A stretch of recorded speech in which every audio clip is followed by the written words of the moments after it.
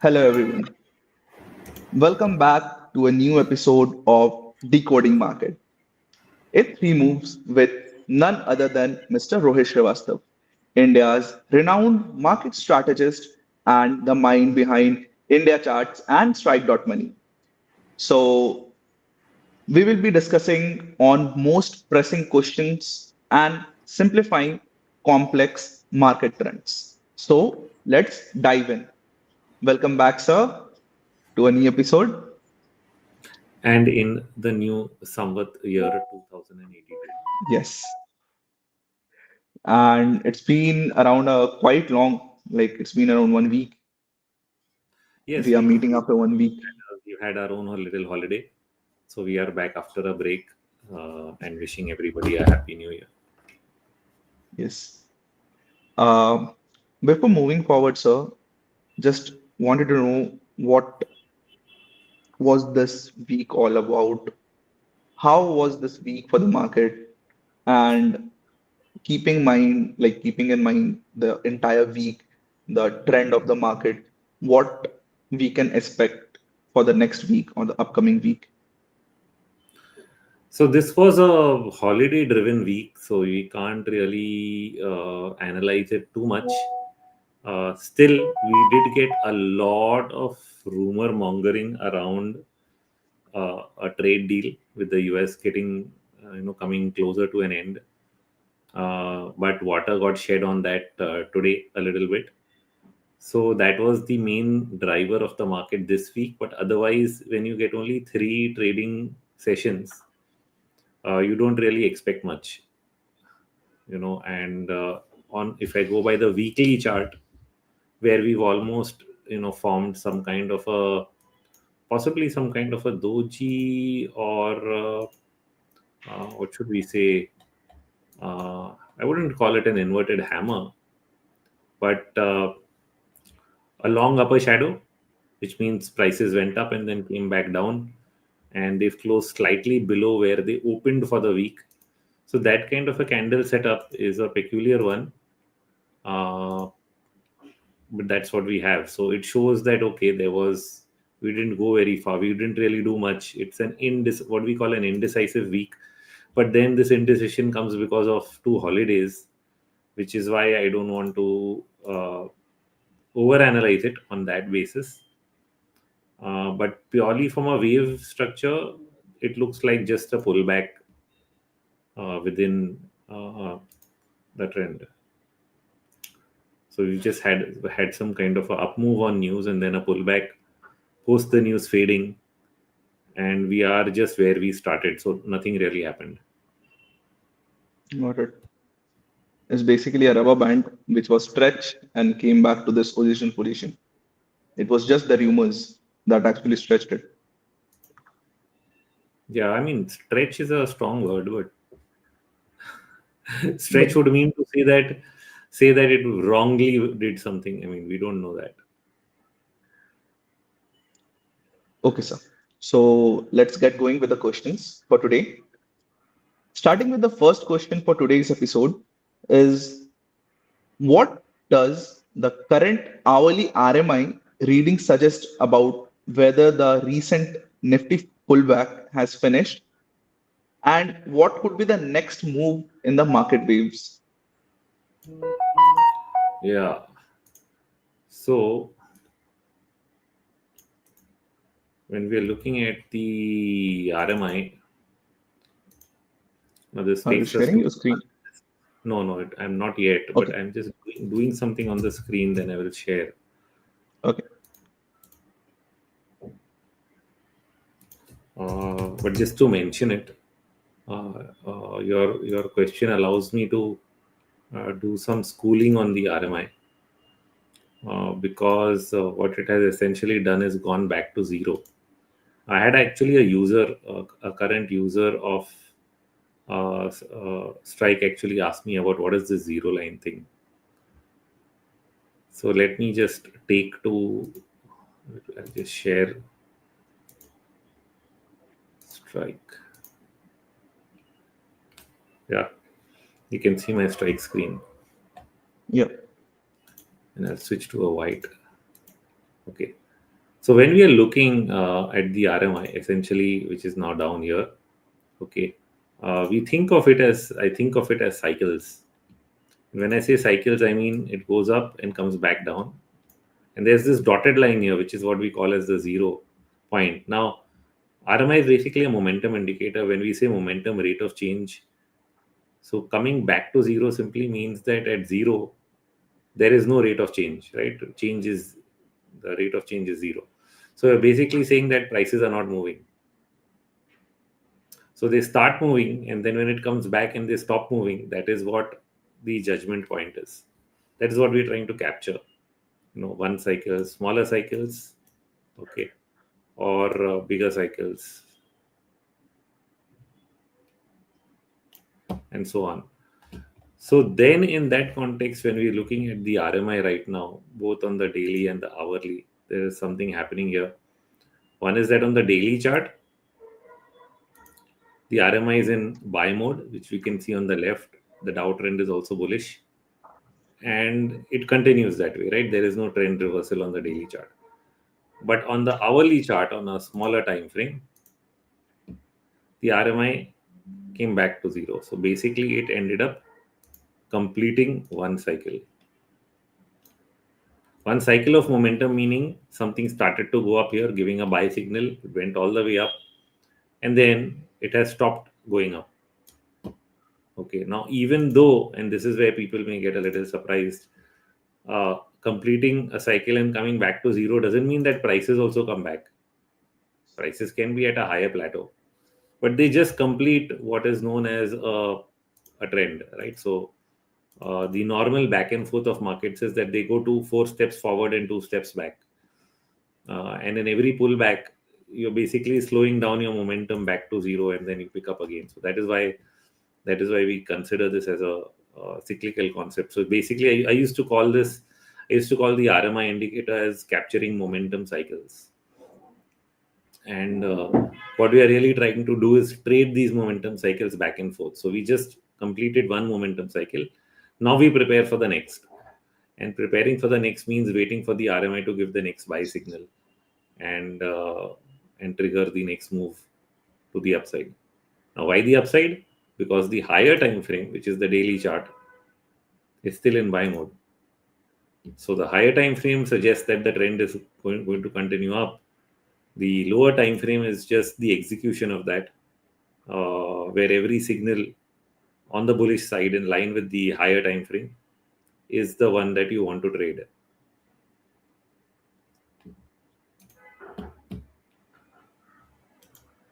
Got it.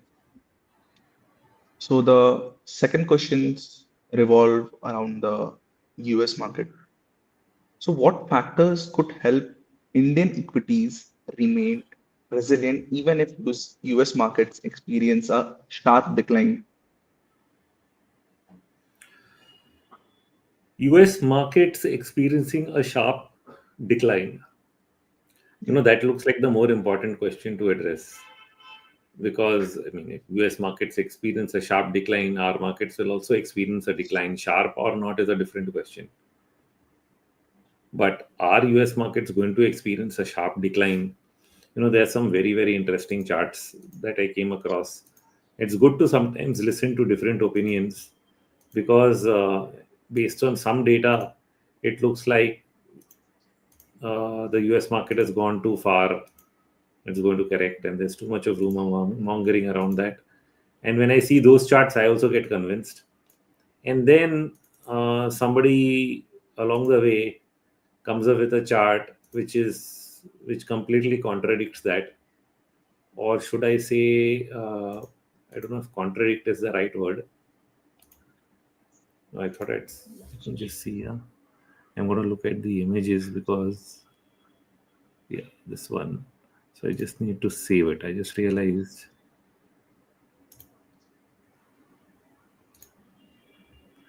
that I did not really save this chart.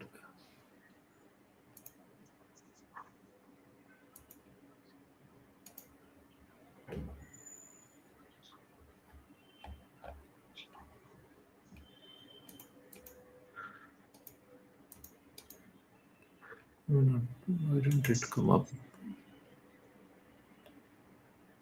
Sorry, guys, I'm making you all wait, but it's just on the go that I do this.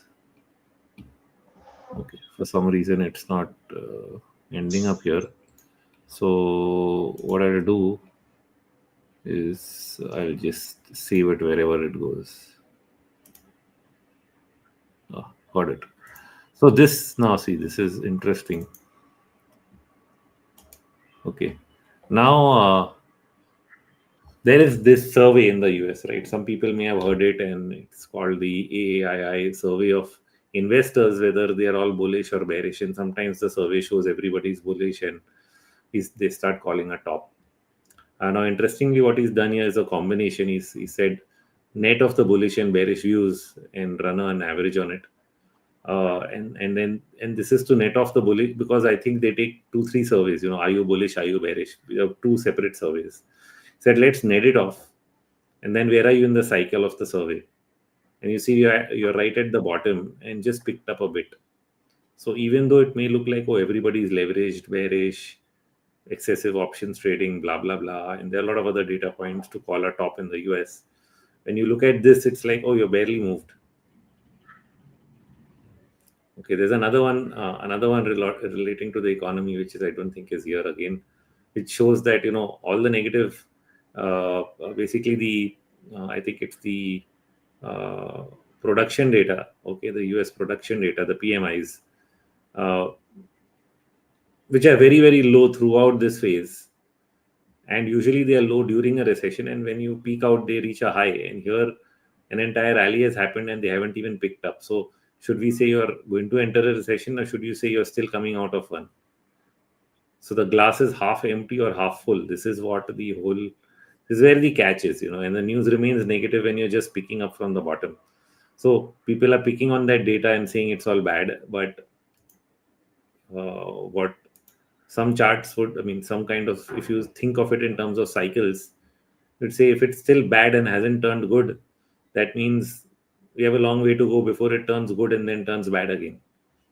If there is a cycle to economic data as well. So that is what I wanted to highlight. So here's another chart. Now this one says that, oh, it's all doom and gloom, but this one is really based on the gold equity ratio. Okay, and presumes that the gold equity ratio will fall. That means equities will do worse than gold, but it can also mean that gold prices go up a lot and equities just remain there. So therefore, a ratio chart cannot be 100% directional predictor. Though we did have stock market sell-offs in, say, the 71. This looks very bad, but it's not that bad because gold prices went up a lot more between 1970 and 1980 than stocks actually fell. So that is the best example of a ratio coming down but prices not falling. Okay, 1929, of course, prices fell. So I'm actually addressing in this discussion, what I'm trying to address here is what people discuss. Okay, now this one is actually scary because looks at the market cap to GDP as a ratio to measure that you have gone too far. And ever since Warren Buffett mentioned it in 2000 that 150% is where we peaked, that sort of became the fear level. That if you hit 150%, it's the end of the US bull market. Hmm. But then 150% was much higher than 100% in 1970. So if 1970 you thought 100% was bad, you hit 100% here in 1997, and you were still 3 years ahead of the bull market top. And then you hit 150% just before COVID. So ideally, after COVID, stock market should have crashed, but it did not. And now you're at 200%. Now the good part is you have a standard deviation line here, so this is more intelligent than the other guys. And they've put it here and they've put it here. And there's a moving standard deviation line. I think we'll implement that on Strike. I've already asked them to. And when we look at it this way, then we have hit the top end of the range. So again, it can be worrisome But what are the chances we'll stay there or go beyond it? And I actually don't know. So the single most indicator you look for is earnings growth and cycles in growth and things like that, which are still positive. Okay, so there are reasons you can find to be concerned, and there are things that may not concern you. There was another chart here which I think I missed. Is my own CPI chart.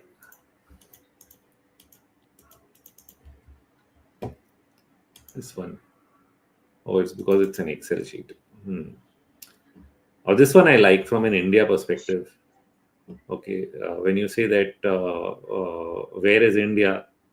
And this is a inflation adjusted chart of the Sensex. Okay, so a few people may have seen it on some of my posts, if at all. And in an inflation adjusted chart, okay, you actually went down between 1992 and 2001. Then you had a bull market, and then from 2008 to 2020, till COVID, you were in a sideways range which sort of uh, kept you stuck up for a long period of time. And now we broke out of that. We made a new high in 2021. We pulled back a bit, probably retested that 2008 level, and then from there we are going up.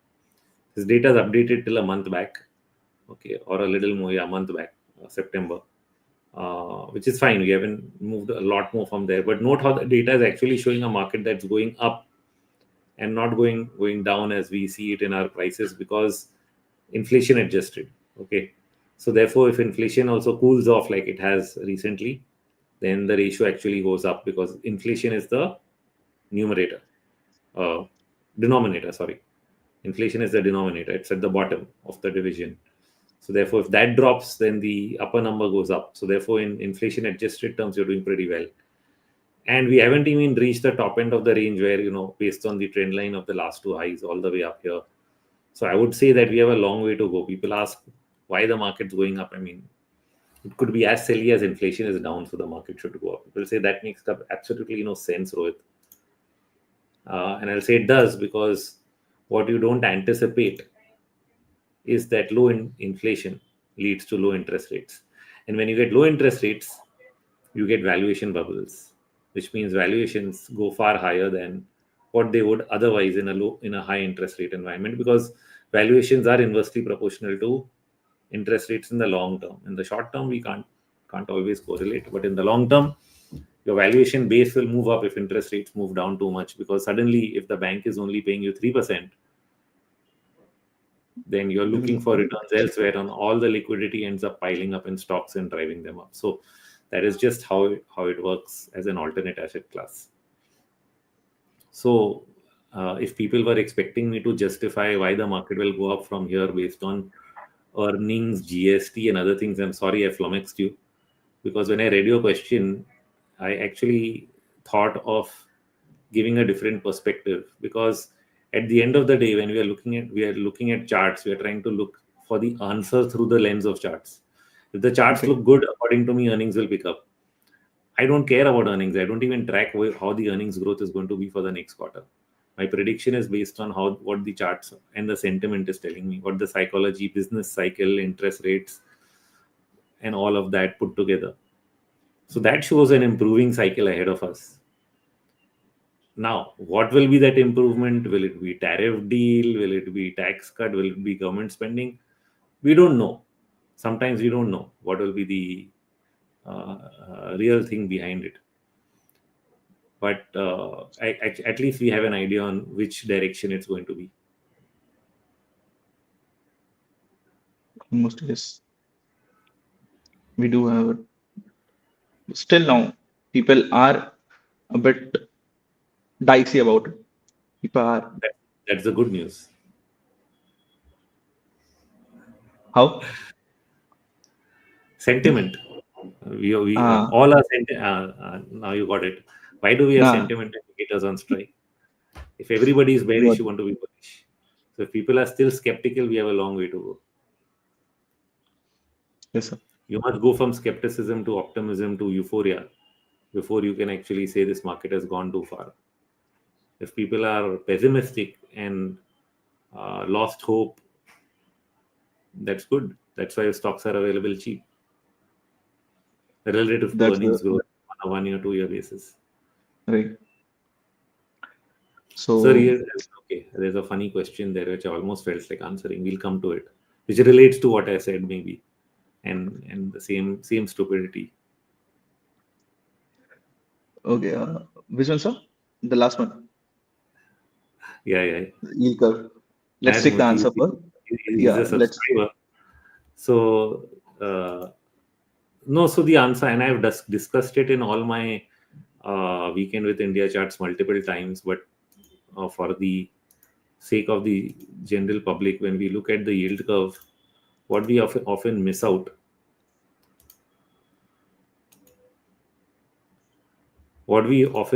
is the reason behind why it's happening. So this is a chart of the yield curve. Okay, sometime back I even explained this point. This is a level beyond which the yield curve took off and the stock market also took off. Okay, so let's just look at few examples. There's this belief which has been created by Western media that inverted yield curve is equal to recession.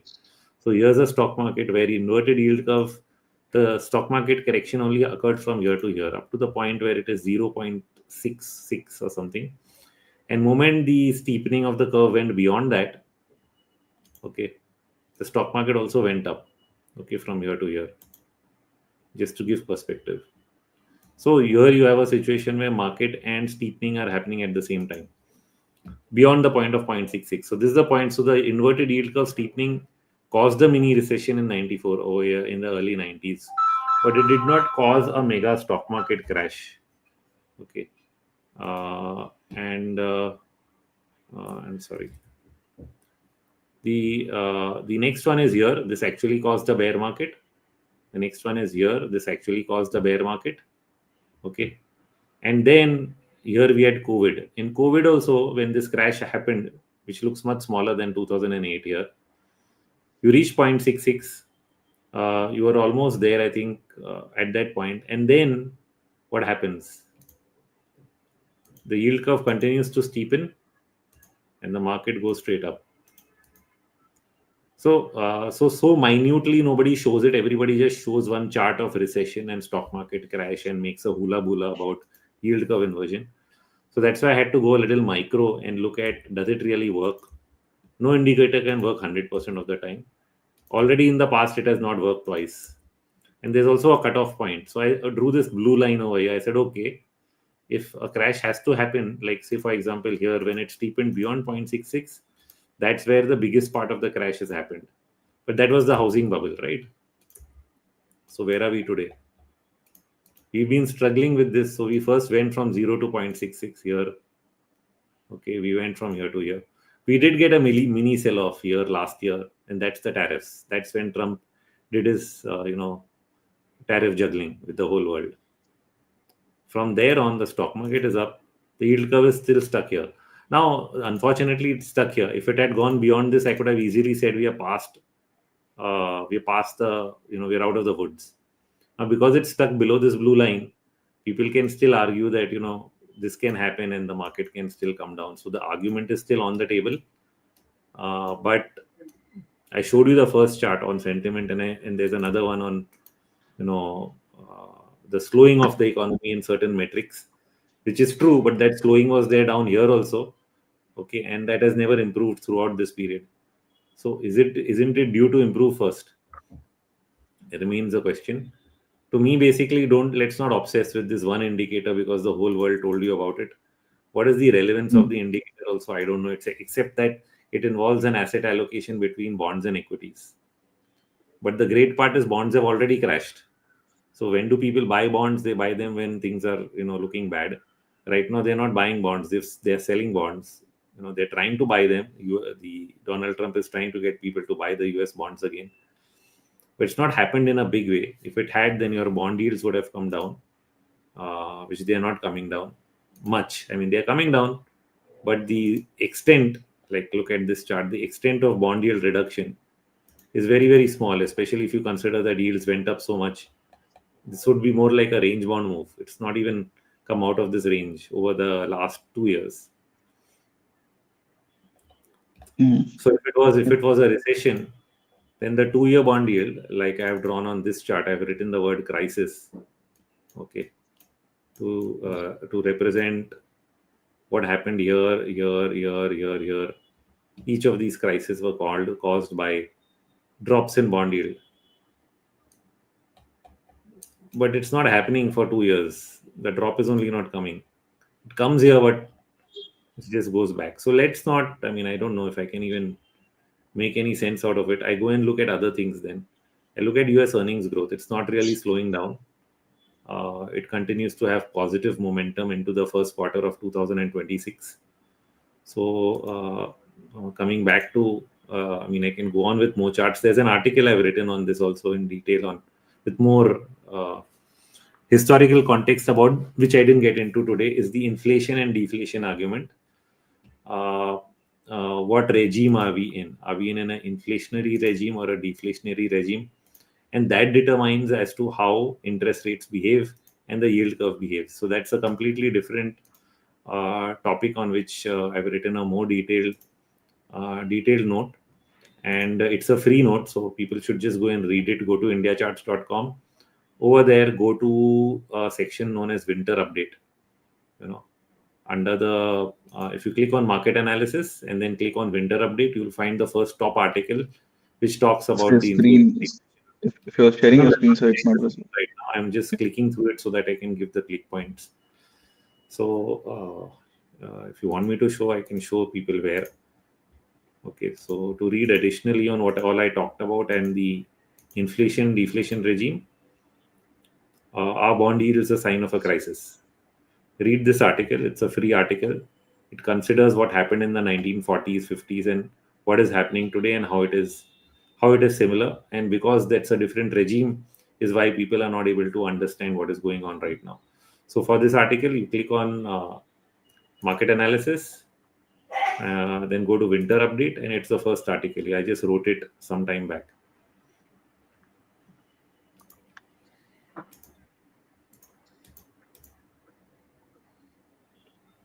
Then, so let's move to the last question. What price level would indicate the start of the next downward leg in gold according to the current wave analysis? It's already started. So it was the latest publication of Indiacharts, Yeah, so the it's gold already started. update. Yeah. There's no level that will cause it to happen. It's already happened. The level was when wave 5 ends. Wave 5 ended 10 days ago, and we wrote about it.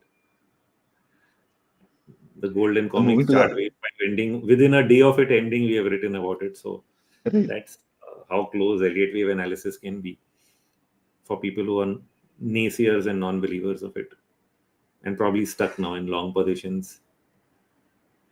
So I have another question with me. So it's basically a rumor-based question.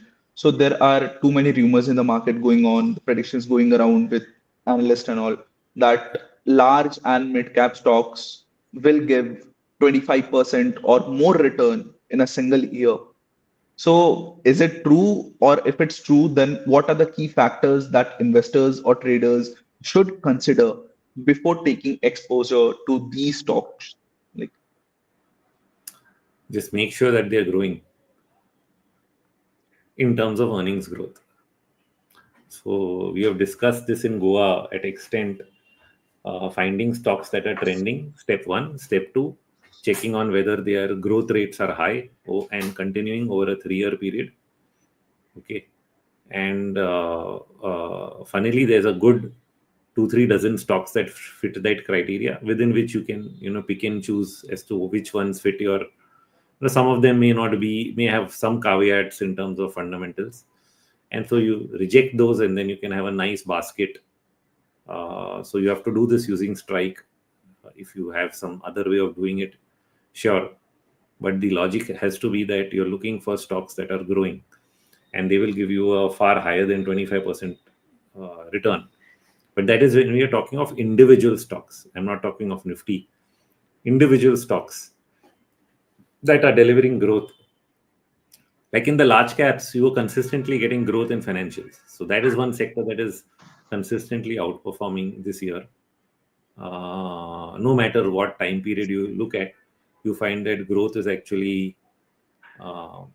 growth is positive and outperforming. So yeah, that's it. Look for growth stocks. That's the thing you have to check. Okay, sir. So let's get to the questions asked by our viewers, starting with Ramesh. Is Nifty trying to retest the recent trend line breakout? I think it did that when we broke out above 25,000. Now I don't know which trend line breakout is there to retest. I'm not sure which one he's mentioning, because there can be so many trend lines you can draw. If you mean the all-time high, yeah, you can say that, because I mean, not all-time high, but the June high was 25,670, and today's low is around 25,700, or let's say 25,718. So yeah, around 30-40 points difference, but it will look like a retest. You can put it that way. But that's a level. I mean, Moving to it's the not next. a trend line. Mm. Today in the Nifty update also you mentioned about this level, like that level. So I mentioned a channel. Now that was a Yeah. different. My whole reasoning was different. That channel has Mm. not been touched but at the bottom end, because that was at around 25 650 or something. It was Okay, 25, so 670. That I around mean, that. few points. I mean, when I look at, I mean, I'm just drawing it while talking to you, and I can see there's still a Mm. gap. So it did not fall that low. It didn't touch the lower channel line. Uh, yeah. Moving to the next question. Sorry for like not spelling your name. I couldn't. If US market, if US market which are doing high mainly because of the all stock correction more than 10% won't we follow, then in that case, will the wave three in Nifty still continue?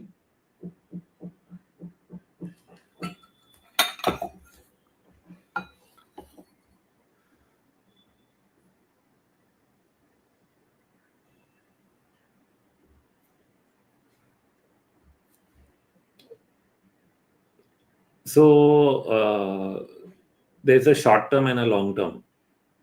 In the short term, if US market falls 10% in 3 days, to say that it will have no impact on your market would be very hard for anybody to say.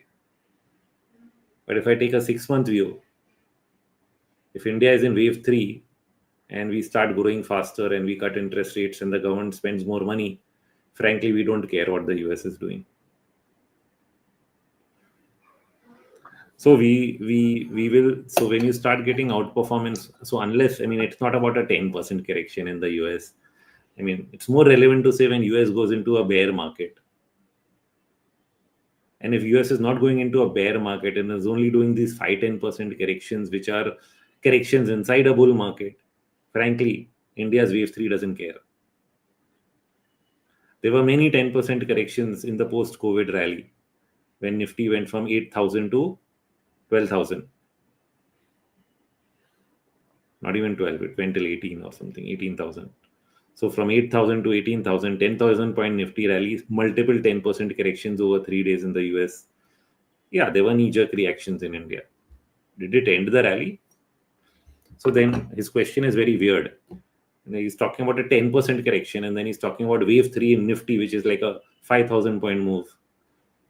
It's not correlated. A 10% correction takes 3 days. The Dow just fell by 4-5% in last month in 4-5 days suddenly out of the blue. If you didn't notice,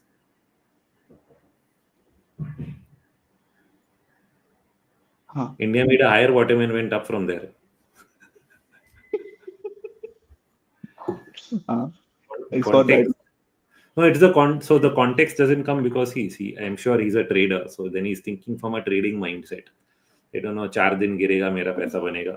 But there's no long-term context to it. You know, that's because wave analysis is not everybody's cup of tea. So when we say Mm. something about the longer term wave, we cannot mix it up in a 3 day view. That is what, if the longer term wave is strong, you don't want to trade against it. So the mistake would be to short every rise and when the long wave is up, just because there's going to be a correction in the US. That will just come and go, and you won't be able to time it also. Moving to another question, and it is also related to the yield curve. My apologies for not spelling your name.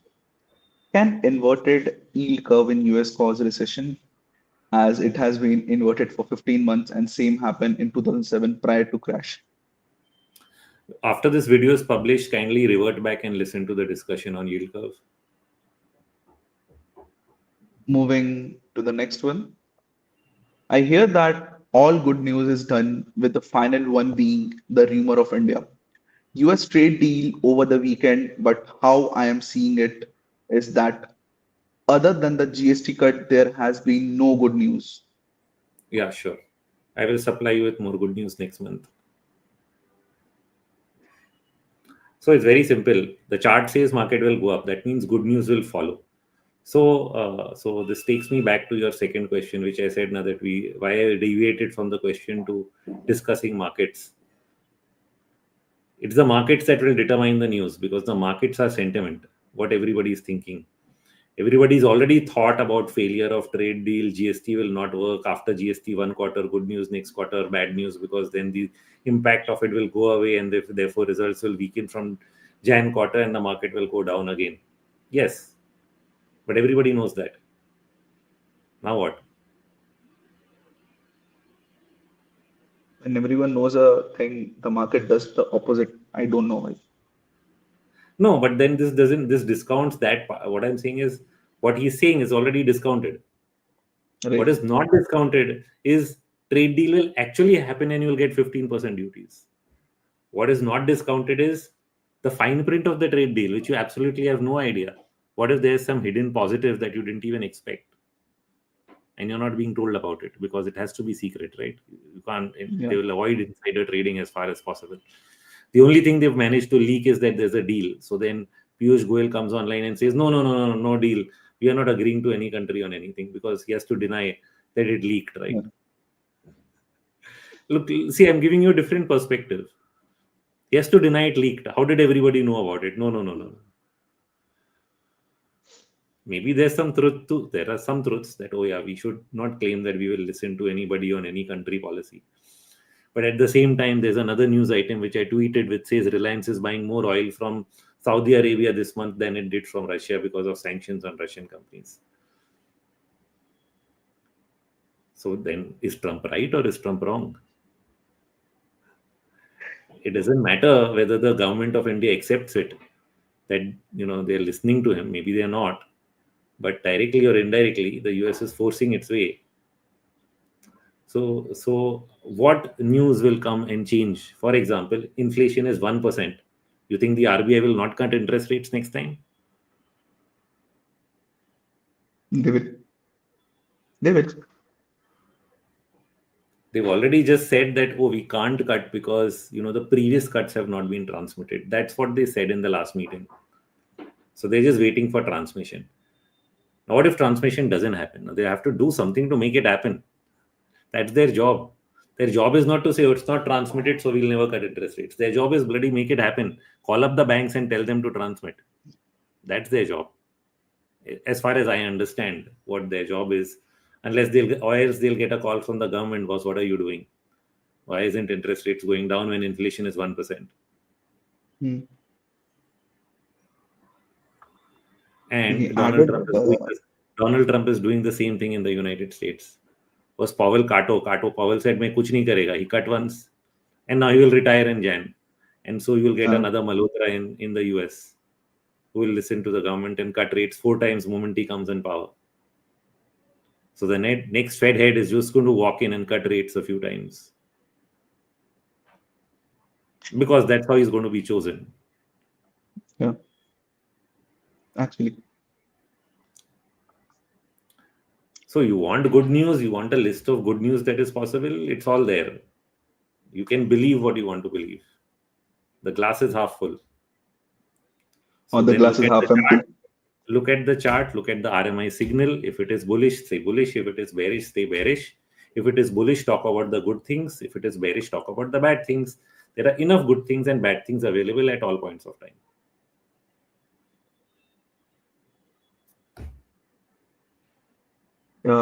So there is a small note from the same person, Deepak. So,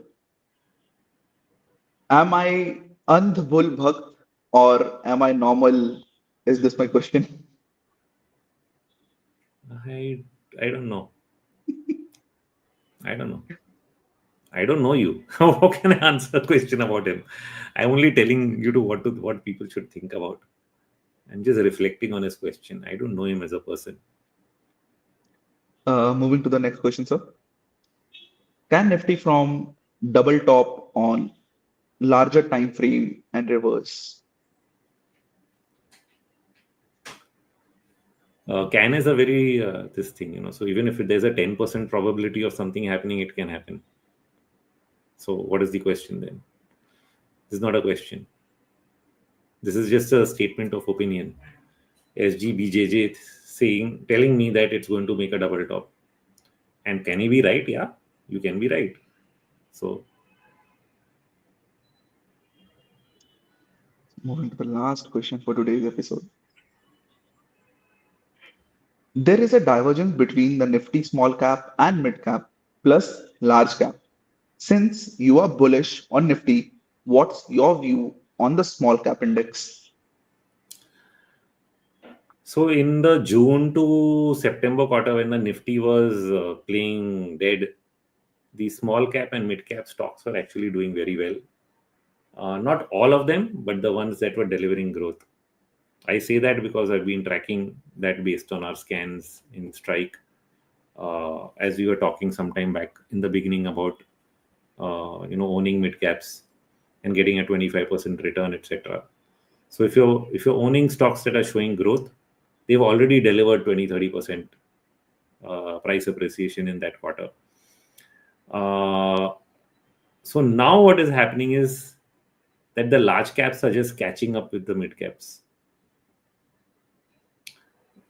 Having said that, there is a divergence. He's not wrong. And if that divergence doesn't go away, it can be a negative signal.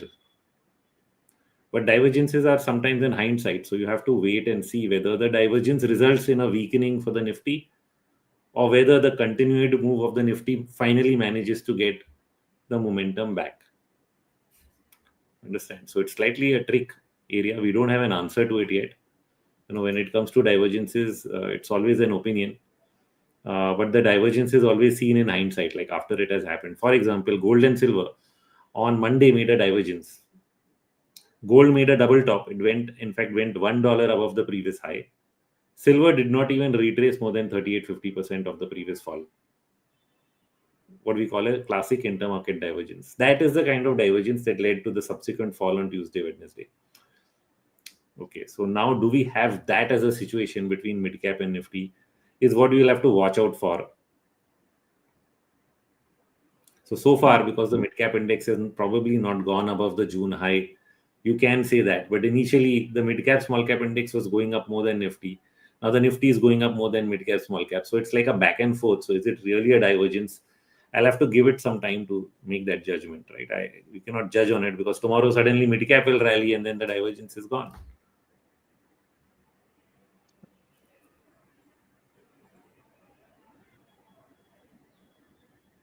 So that's it for today's episode. We rest the questions over here. So thank you, sir, for answering all the questions, each and every question, and also giving us the entire feedback of the whatever questions I ask you.